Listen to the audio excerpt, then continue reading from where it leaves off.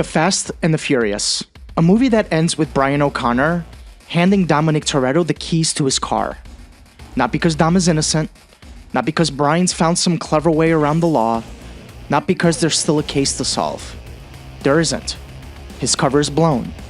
The job is over. The cops are coming. But Brian gives him the Supra anyway.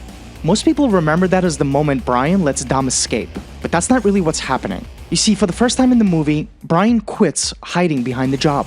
He tells the truth the only way he knows how. He hands over the keys. So that's the question. Brian is an undercover cop. Dom is the man he was sent to bring down. So when Brian hands him those keys, are we just watching a cop let his target get away? Or are we watching Brian choose the world he was supposed to expose? The answer depends on what you think the cars are doing in the movie. Are they just vehicles? Or are they the only language these men trust? That question, that's The Fast and the Furious.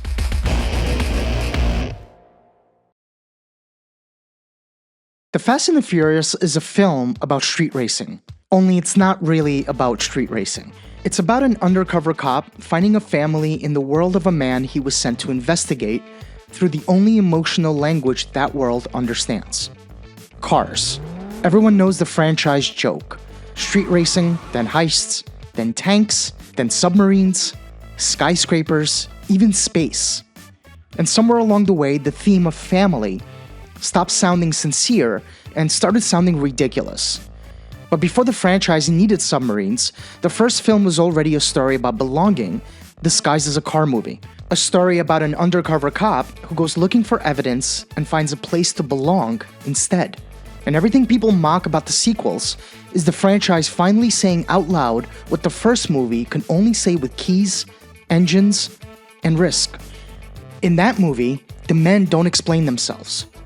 They prove themselves by racing for recognition.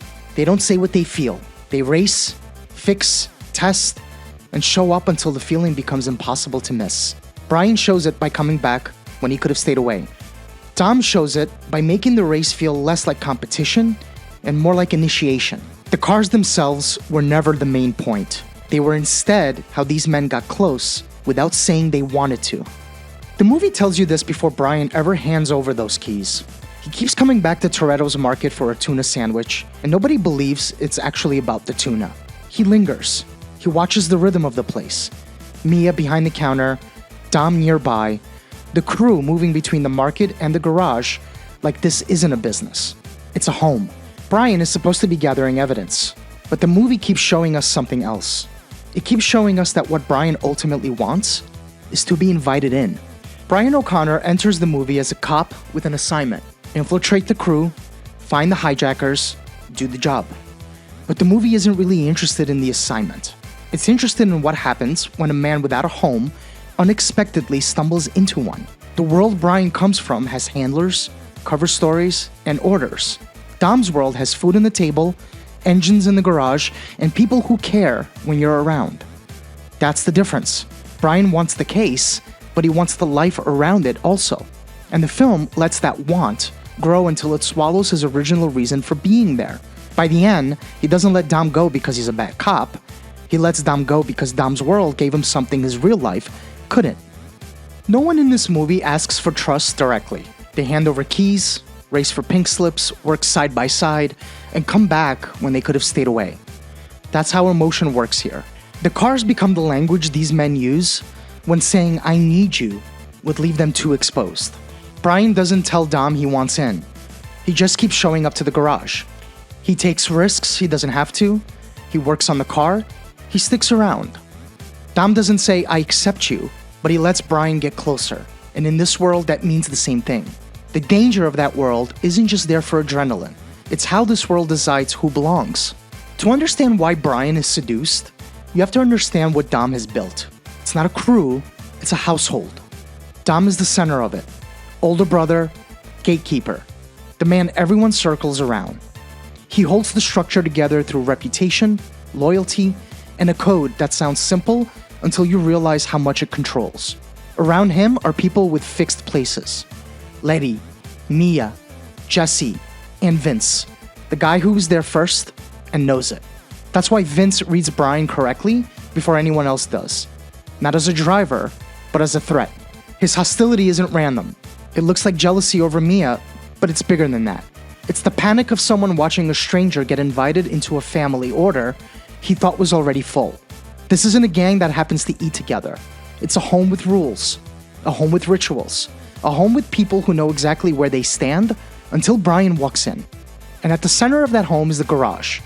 That's where the movie's emotional temperature lives. Engines, tools, grease, close quarters, men working side by side in focused silence. Dom moves through it like it's sacred. He doesn't sit Brian down and explain the rules. He just puts him to work, watches how he handles himself, and decides from there. Trust in this world isn't declared. It's observed, tested, and earned. The first race between Brian and Dom is not really a race. It's more of an audition. The stakes are high. Brian stakes his car. Dom stakes access. The terms are not really financial. They're instead way deeper. If you got the nerve to put everything on the line in front of me, then you just might belong here. Brian doesn't win. He loses control under nitrous and nearly wrecks. But he doesn't flinch before the start, and he doesn't make excuses after. Dom walks away calling him a genuine racer. Not a winner, a racer. That distinction matters. Go back to that race for a second. Brian doesn't know the rules of this world yet. He knows how to drive, but he doesn't know what driving means here. What it signals, what it costs, what it proves. Every glance across the starting line is him trying to understand the test. He's not really racing for the car. He's racing to find out whether Dom sees him as someone worth letting in. And when he loses control, when the nitrous floods and the car goes sideways and the whole thing nearly ends in a wall, the worst outcome isn't the crash. The worst outcome is that he's exposed himself as someone who doesn't belong. Someone who got too eager, someone who couldn't hold it together when it mattered most. But Dom doesn't walk away. He waits. He looks at Brian with something that isn't contempt, and that's the moment. Not the race, the aftermath. The moment where a man who just lost everything stands over a ruined car and waits to see if the door is still open. Brian earns entry not by winning, but by surviving the loss with his nerve intact. Dom's Charger makes all of this visible in a way no speech could. Dom tells Brian the car belonged to his father, that his father died after a crash on the track. So the Charger isn't just a car. It's a symbol. It symbolizes his father's death, his own fears, his inheritance, all sitting in the garage under a tarp. It's the most emotionally loaded object in the movie, and the film barely stops to explain it. Because it doesn't have to. When Dom finally drives it in the climax, that's not just an action beat. The car is an open wound. Driving it is the only way Dom knows how to touch it. That car has been sitting in the garage like unfinished grief. And once Dom starts the engine, the movie isn't just giving us a race. It's letting the grief move. So here's the first verdict, and we're only halfway through. The Fast and the Furious is not a car movie that secretly has a family story hiding inside of it. The cars are not the cover. They're the language. Dom doesn't have another way to say how he feels. Brian doesn't either. And the film is smart enough, or instinctive enough, to never make them explain it. That's the movie, not the case, not the hijacking. It's the question of whether a man can enter a world where trust is built through engines, risk, work, and loyalty, and realize that's the thing he's been looking for all along. The rest of the film is what happens when the answer is yes. So by the time the case starts falling apart, the movie has already made its choice. Dom's world is illegal, but he feels alive. Brian's world is legal, but he feels empty. That's why the undercover plot can't hold. The lie starts telling the truth. The movie's official tension is, will Brian solve the case? The movie's real tension is what happens when the fake relationship becomes more emotionally true than the real job. Brian is supposed to be performing, playing a role, gathering evidence, but performance requires distance. And distance is the one thing Dom's world won't allow. To earn trust in this crew, you have to actually give trust. You have to show up, work, race, eat, and stay. You have to be present in a way that surveillance can't survive. So Brian becomes present for real. And somewhere in the process, the thing he was pretending to want becomes the thing he actually wants. Mia makes that harder to deny. She's not just a romantic subplot. She's the person who makes Brian's betrayal hurt before it becomes a moral choice. When his cover is blown, it doesn't just cost him the case. It costs him people. And Vince, bleeding and pinned to that truck, is where Brian finally runs out of room to pretend. He calls in a federal rescue for a man who tried to run him off the road. Because by then, the crew's code has become his code. And the code says, you don't leave your people. He blows the whole operation to save one man he barely likes. That's not a cop making a tactical error. That's a man who's already chosen his family, even if he hasn't admitted it yet. The movie makes this work with one simple choice. It lets objects carry dialogue. The Supra is not just Brian's car, it's his proof of entry, the thing he stakes when he has nothing else to stake. The Charger is not just Dom's car, it's his father, his fear, and his unfinished grief, parked in the garage where it can be looked at, but not quite touched. The garage itself is not just a workplace, it's the room where intimacy becomes possible because nobody has to call it intimacy. The movie understands something very simple. These men can stand next to each other under a hood longer than they can stand inside a direct emotional conversation. So the film stops waiting for the conversation and lets the objects speak for themselves. When was the last time you told a male friend you loved him? Not implied it, not showed up when he needed you and left before he could thank you. Not made a joke that was actually a declaration. Said it plainly. If that question landed, if you found yourself scanning for the memory of a moment where you drove somewhere instead of saying something, then you don't just understand Brian O'Connor, you understand the language. You've probably been speaking it for years without having a name for it. That's why a movie like this works. Not because the audience watches characters who can't express emotion, but because the audience already knows what the gestures mean. When Brian hands over the keys, you don't need a subtitle. You know what it means to give someone the thing you were supposed to keep. You know what it means to say it without saying it. Fast and Furious didn't invent that pattern. It just understood how many people already knew the language.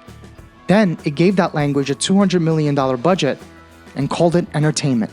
If you understand this, then you understand that this is where the jokes about the franchise get harder to keep making. Because the sequels did not forget what the first movie was doing. They kept repeating it. We thought the family speeches were a new problem. Some studio note that crept in around Fast 5 and never left. But the first movie already had the speech. It just looked like Brian handing Dom the keys. So the sequels keep looking for bigger keys. A street race becomes a real vault heist. A vault heist becomes a runway rescue. A runway rescue becomes a skyscraper jump. Then a submarine. Then space. Each time the movie is asking the same question. Will you come back from him? Will you risk the car, the job, the plan, the law of physics? You can mock the physics, and you probably should, but the emotional math never changes. Someone is in danger, the family goes back. The machine gets bigger because the sentence stays the same. I choose you. The franchise became ridiculous because it kept trying to make that gesture large enough for everyone to see. Not because it forgot the first movie, but because it never stopped repeating it. Paul Walker died in November 2013, while Furious 7 was still in production. He played Brian O'Connor since the very beginning, the outsider who chose family over law, the man who handed Dom the keys. The film had to be finished without him. The ending had to be written around an absence. What they made was a final drive. Dom and Brian on an open road. A fork. Two cars separating. A white fade. Not a death scene, not a tribute reel. A road, splitting the way roads do. By then, the franchise had spent 14 years teaching us what the cars meant, what the road meant, what the brother meant, what the goodbye meant. And now, those things had to carry something real. A real absence, real grief. A production full of people who had lost someone, reaching for the only language they had. For once, the franchise wasn't using cars to simulate feeling. It was using cars because feeling had nowhere else to go. That scene works even on people who thought they were immune to this franchise. Because a road splitting in two is something everyone can feel. Dom speaks to Brian like he's still there. And this absurd, impossible, beloved franchise suddenly becomes simple. Not spectacle. A place to put love when you don't know what else to do with it. The first film's final image is Brian watching Dom drive away. Furious 7's final image is Dom watching Brian drive away. The first movie taught the language. Furious 7 proved that the language worked after all those years. So here's the verdict. The Fast and the Furious wasn't a car movie that later became a family movie. It was always a family movie. The street racing was the cover, the garage was the home, the charger was the grief, and the keys handed over in a parking lot were the only confession Brian had the language for. The sequels didn't invent the family, they inherited it. They just kept making the gesture bigger and bigger. Because the car was never the point. The car was the sentence. And the sentence was always, if it comes down to the car, the job, the law, the plan, or you, I choose you. A quarter mile was never just a quarter mile. It was a confession with an engine. If The Fast and the Furious turned cars into a language for family, another movie from a decade before did something even bigger. It took the end of the world, aliens over American cities, fighter jets, presidential speeches, and a laptop virus, and somehow turned all of it into a story about people trying to believe they still belong to each other. The Fast and the Furious made sincerity look ridiculous by putting it behind engines. Independence Day made sincerity look ridiculous by putting it under a spaceship the size of a city. This is where the next video goes. Independence Day is next. But in the meantime, please like and subscribe, and thank you for watching. Please take care of yourself.